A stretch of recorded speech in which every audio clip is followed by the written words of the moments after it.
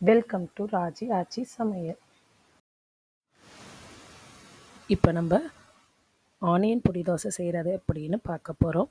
அதுக்கு நம்ம ஃபஸ்ட்டு தோசைக்கல்லை நல்லா சூடு பண்ணிடுவோம்.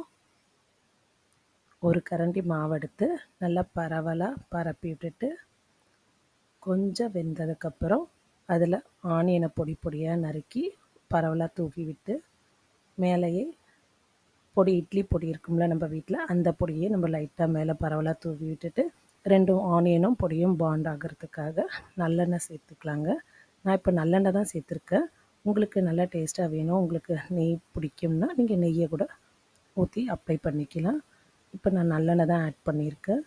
இதை ஒரு பக்கமாகவே ரோஸ்ட் பண்ணி எடுத்துகிட்டு நல்லா முறுமுறுன்னு வந்ததுக்கப்புறம் இன்னும் மடித்து போட்டு 2 பக்கமும் நல்லா அதே மாதிரி எடுத்துக்கோங்க. எடுத்தோடனே முடிஞ்சு போச்சுங்க, அவ்வளோதாங்க. ஆனியன் பொடி தோசை நல்லா கிறிஸ்பியாக ரெடி ஆகிட்டுங்க.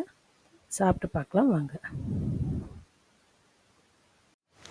இந்த வீடியோ உங்களுக்கு பிடிச்சிருந்தா லைக் பண்ணுங்கள், ஷேர் பண்ணுங்கள், சப்ஸ்கிரைப் பண்ணுங்கள். தேங்க்ஸ் ஃபார் வாட்சிங்.